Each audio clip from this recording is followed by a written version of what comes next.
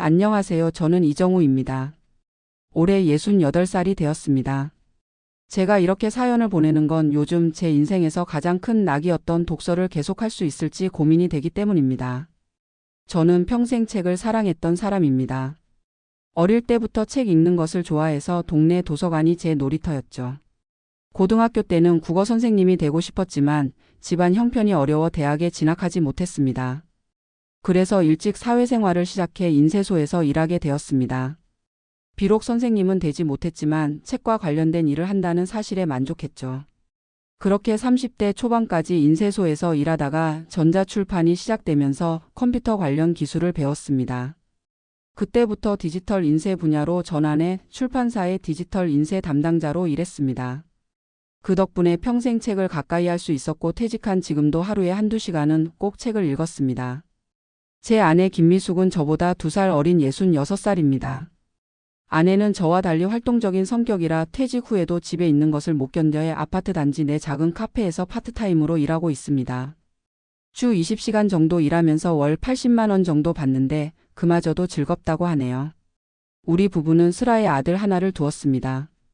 아들 이승민이는 38살로 IT 회사에서 개발자로 일하고 있습니다. 이미 결혼해서 손주도 1명 있어요. 저희 부부는 출판 관련 일과 초등학교 행정실에서 근무하며 그럭저럭 안정적인 생활을 했습니다. 특별히 큰 부자는 아니었지만 검소하게 살았고 내 집도 마련했죠. 35년간 일하고 4년 전에 퇴직했을 때 퇴직금으로 1억 5천만 원을 받았습니다. 출판사 사장님이 올해 일한 공로를 인정해 조금 더 주신 거라고 했는데 참 감사했습니다. 국민연금은 월 128만 원 정도 받고 있고 아내도 82만 원 정도 받고 있습니다. 거기에 아내의 파트타임 수입까지 합치면 월 290만 원 정도의 고정 수입이 있어 생활하는 데는 큰 어려움이 없습니다. 퇴직금 중 일부는 아들 결혼할 때 지원해주고 나머지는 은행에 예금해두고 있습니다. 이렇게 노후 생활이 평온했는데 3개월 전부터 문제가 생겼습니다. 갑자기 시력이 급격히 나빠진 겁니다. 원래도 노안이 있어서 돋보기 안경을 쓰긴 했지만 최근에는 그마저도 소용이 없더군요. 책을 볼 때 글자가 흐릿하게 보이고 눈이 쉽게 피로해졌습니다. 처음엔 그냥 나이 탓이려니 했습니다. 하지만 갈수록 심해져서 1시간만 책을 읽어도 눈이 너무 아프고 두통까지 생겼습니다. 결국 동네 안과에 가봤는데 의사 선생님께서 황반변성 초기 증상이 있다고 하시더군요. 더 정밀 검사를 해보자고 큰 병원을 소개해 주셨습니다. 대학병원에서 검사를 받으니 습성 황반변성이라는 진단이 나왔습니다. 의사 선생님 말씀이 치료하지 않으면 시력이 계속 나빠질 수 있다고 하셨습니다. 치료 방법으로는 주사 치료를 권하셨는데 눈 안에 직접 약물을 주입하는 방식이라고 합니다. 처음 들었을 때는 너무 놀랐습니다. 눈에 주사를 넣는다니 상상만 해도 아찔했죠. 그리고 비용도 만만치 않았습니다. 한 번 주사 치료에 40만 원 정도 들고 3개월에서 6개월 동안 매달 주사를 맞아야 한다고 했습니다. 게다가 완치되는 것도 아니고 진행을 늦추는 효과라니 마음이 무거웠습니다. 집에 돌아와 아내와 상의했습니다. 여보, 오늘 병원에서 습성 황반변성이라는 진단을 받았어. 아내는 걱정스러운 표정으로 물었습니다. 그게 뭔데? 심각한 거야? 나이가 들면서 생기는 눈 질환인데 치료 안 하면 시력이 계속 나빠진대. 그런데 치료 방법이 눈에 직접 주사를 놓는 거래. 비용도 한 번에 40만 원 정도 들고 매달 맞아야 한다고 했어. 아내는 잠시 침묵하더니 결연한 목소리로 말했습니다. 그럼 치료 받아야지. 돈 걱정하지 말고. 우리가 그동안 아껴 살아온 게 이럴 때 쓰려고 그런 거 아니겠어? 아내의 말에 마음이 조금 놓였지만 여전히 걱정이 컸습니다. 그래도 매달 40만 원씩이면 1년이면 거의 500만 원 가까이 들 텐데. 아내는 단호하게 말했습니다. 그래서 내가 일하는 거야. 건강이 최우선이지. 당신이 책 못 읽게 되면 얼마나 괴로울지 내가 잘 알잖아. 아내의 따뜻한 마음에 감사했지만 마음 한편으로는 여전히 부담스러웠습니다. 다음 날 아들에게 전화를 걸어 상황을 설명했습니다. 아들은 바로 다음 주말에 오겠다며 걱정하지 말라고 했습니다. 주말이 되어 아들이 집에 왔을 때 자세히 상황을 설명했습니다. 아들은 인터넷으로 이미 황반변성에 대해 공부해 왔더군요. 아버지 습성 황반변성은 초기에 치료하면 시력을 어느 정도 유지할 수 있대요. 무조건 치료 받으셔야 해요. 제가 비용 걱정을 하자 아들은 단호하게 말했습니다. 제가 치료비 도와드릴게요. 아버지가 건강해야 저희도 마음이 편해요. 그리고 요즘은 치료 기술도 많이 발전했으니까 너무 걱정하지 마세요. 가족들의 지지 덕분에 용기를 내어 치료를 시작하기로 했습니다. 첫 주사 치료 날 정말 무서웠습니다. 눈에 주사를 맞는다는 생각에 밤잠을 설치기도 했죠. 하지만 의사 선생님이 마취 점안액을 넣어주셔서 생각보다 통증은 심하지 않았습니다. 주사 후에는 이틀 정도 눈이 불편했지만 곧 적응되었습니다. 한 달에 한 번씩 병원을 방문해 주사 치료를 받았고 3개월이 지나자 시력이 조금씩 안정되는 느낌이 들었습니다.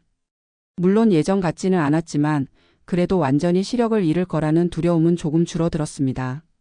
그런데 문제는 경제적인 부담이었습니다. 매달 40만 원의 치료비가 적지 않은 부담이 되었고 교통비와 약값까지 합하면 월 50만 원 가까이 들었습니다. 3개월 치료를 받고 난 후 의사 선생님께서 이제부터는 6개월에 한 번으로 주사 간격을 늘려볼 수 있다고 하셨습니다. 그 말씀에 조금 안심이 되었지만 여전히 부담은 컸습니다. 그러던 중 우연히 동네 노인복지관에서 시각장애인 관련 상담을 해준다는 정보를 들었습니다. 호기심에 방문해 봤더니 저와 비슷한 상황에 처한 분들이 많았습니다. 거기서 노인 의료비 지원 제도에 대해 알게 되었고 상담사분이 신청 방법도 친절하게 알려주셨습니다. 그분의 도움으로 신청했더니 실제로 치료비의 일부를 지원받을 수 있게 되었습니다. 큰 금액은 아니었지만 그래도 한 번 치료에 15만 원 정도 지원을 받을 수 있어 부담이 조금 줄었습니다. 또한 복지관에서 저시력자를 위한 독서 보조기기를 대여해 준다는 사실도 알게 되었습니다. 확대 독서기라는 것인데 책이나 신문을 넣으면 글자를 크게 확대해서 화면으로 보여주는 장치였습니다. 한 달 동안 무료로 대여해 볼 수 있다고 해서 집에 가져와 사용해 봤습니다. 처음에는 사용법이 서툴러 답답했지만 조금씩 익숙해지니 정말 큰 도움이 되었습니다. 확대 독서기 덕분에 다시 책을 읽을 수 있게 되었고 눈의 피로도 훨씬 줄었습니다. 한 달 대여 기간이 끝나갈 무렵 고민이 되었습니다. 구매하고 싶었지만 가격이 150만 원 정도로 부담스러웠기 때문입니다. 그래서 대여 기간을 연장해 달라고 요청했는데 담당자분이 중고 제품을 저렴하게 구매할 수 있는 방법을 알려주셨습니다. 다른 분이 사용하던 것을 반납했는데 상태가 양호하고 70만 원에 구매할 수 있다고 했습니다. 고민 끝에 중고 확대 독서기를 구매하기로 결정했고 아들이 절반 정도 비용을 지원해 주었습니다. 이 확대 독서기는 제 생활에 큰 변화를 가져왔습니다. 다시 책을 읽을 수 있게 되었고 심지어 신문도 볼 수 있게 되었으니까요. 물론 예전처럼 오랜 시간 책을 읽지는 못했지만 하루에 1시간 정도는 충분히 독서를 즐길 수 있게 되었습니다. 또한 복지관에서 저시력자를 위한 프로그램이 있다는 것도 알게 되었습니다. 시력이 좋지 않은 노인들이 모여 오디오북을 함께 듣는 모임이었습니다. 처음에는 오디오북에 대한 거부감이 있었지만 한번 참여해보니 생각보다 괜찮았습니다. 성우들의 감정이 담긴 낭독이 책의 또 다른 매력을 느끼게 해주었습니다. 시간이 지나면서 오디오북 모임의 단골이 되었고 새로운 친구들도 사귀게 되었습니다. 그 중에서도 박철수 씨라는 분과 특히 친해졌는데 그분은 저보다 더 심한 시력 저하로 거의 책을 볼 수 없는 상태였습니다. 하지만 그분은 오히려 저보다 더 밝고 긍정적이었습니다. 이 정도면 충분히 행복하게 살 수 있어요. 눈이 안 보이면 귀로 듣고 손으로 느끼면 되지요. 인생은 적응의 연속이니까요. 그분의 말씀이 저에게 큰 위로가 되었습니다.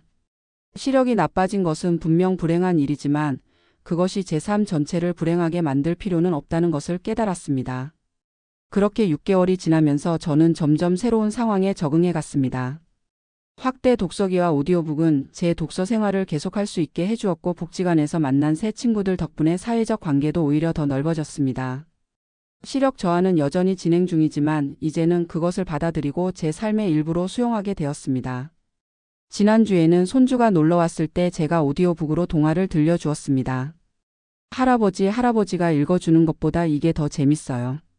손주의 순진한 말에 웃음이 났습니다. 아이의 눈에는 오디오북이 그저 새롭고 재미있는 것일 뿐이었으니까요. 그 모습을 보며 생각했습니다. 변화를 받아들이는 것이 때로는 새로운 기쁨을 가져다 주기도 하는구나. 최근에는 복지관에서 시각장애인을 위한 스마트폰 활용 교육에도 참여했습니다. 스마트폰의 음성 지원 기능을 활용하는 방법과 전자책 앱 사용법을 배웠습니다. 처음에는 어려웠지만 반복해서 연습하니 이제는 제법 능숙하게 사용할 수 있게 되었습니다. 스마트폰으로 전자책을 읽을 수 있게 되면서 선택의 폭이 더 넓어졌습니다. 종이책은 확대 독서기로 보고 이동 중에는 오디오북을 듣고 집에서 가볍게 읽고 싶을 때는 전자책을 보게 되었습니다. 지금 제 상황이 완벽하다고 말할 수는 없습니다. 여전히 시력 저하로 인한 불편함은 있고 주기적인 병원 치료도 필요합니다. 하지만 처음 진단받았을 때의 절망감은 많이 사라졌습니다. 이제는 제 상황에 맞게 살아가는 방법을 찾았으니까요. 오히려 이 과정에서 새로운 친구들을 만나고 기술을 배우며 다양한 독서 방법을 알게 된 것은 예상치 못한 선물 같은 것이었습니다. 무엇보다 가족의 지지가 큰 힘이 되었습니다. 아내는 제가 병원에 갈 때마다 함께 동행해 주었고 아들은 경제적 지원뿐만 아니라 새로운 기술을 익히는 데도 많은 도움을 주었습니다. 얼마 전 아내와 함께 산책을 하다가 문득 물었습니다. 여보, 내가 시력이 이렇게 나빠지면 당신에게 부담이 많이 될 것 같은데 괜찮아? 아내는 손을 꼭 잡으며 말했습니다. 우리가 40년 넘게 함께 살아왔는데 이 정도 일이 뭐가 대수야. 당신이 건강하게 오래 옆에 있어주는 게 더 중요해. 아내의 말에 코끝이 찡했습니다. 그리고 문득 깨달았습니다. 노후에 찾아온 시력 저하는 분명 큰 위기였지만 그 위기 속에서 가족의 사랑과 새로운 가능성을 발견한 것은 축복이었다는 것을. 책을 읽는 방식은 바뀌었지만 책을 통해 세상과 소통하는 즐거움은 여전히 제 삶에 있었습니다. 그리고 앞으로도 계속될 것입니다. 복지관 오디오북 모임에서 만난 시력을 완전히 잃은 김병훈 씨의 말이 생각납니다. 눈이 보이지 않게 된 후에야 비로소 마음의 눈으로 세상을 보기 시작했습니다. 처음 들었을 때는 그저 멋진 말이라고만 생각했는데 이제는 그 의미를 조금씩 이해하게 됩니다. 시력 저하라는 장벽이 생겼지만 그것을 넘어서는 방법은 분명히 있었습니다.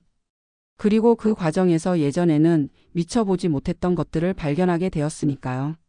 지금 제 노후 생활은 예상했던 것과는 많이 다릅니다. 하지만 그렇다고 해서 덜 가치 있거나 덜 행복한 것은 아닙니다. 단지 다를 뿐입니다. 만약 제 이야기를 듣고 계신 분들 중에 저와 비슷한 상황에 처한 분이 있다면 희망을 잃지 말라고 말씀드리고 싶습니다. 시력이 나빠진다고 해서 독서의 즐거움을 완전히 포기할 필요는 없습니다. 확대 독서기, 오디오북, 전자책 등 다양한 대안이 있으니까요. 그리고 주변에 도움을 요청하는 것도 중요합니다. 가족, 친구, 복지기관 등 도움을 줄 수 있는 곳은 생각보다 많습니다. 저는 이제 제 상황을 받아들이고 그 안에서 행복을 찾는 법을 배우고 있습니다. 눈이 보이지 않아도 마음의 눈으로 세상을 보며 살아가는 방법을 말이죠. 오늘도 저는 확대 독서기로 책을 읽고 있습니다. 페이지를 넘기는 속도는 예전보다 느려졌지만 책 속에서 느끼는 기쁨은 여전합니다.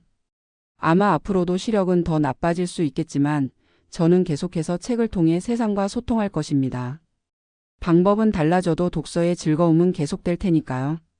노후에 찾아온 시력 저하와 함께 살아가는 법. 저는 아직도 배우는 중입니다. 하지만 한 가지 확실한 것은 삶은 계속된다는 것. 그리고 그 삶 속에서 새로운 가능성과 행복을 발견할 수 있다는 것입니다.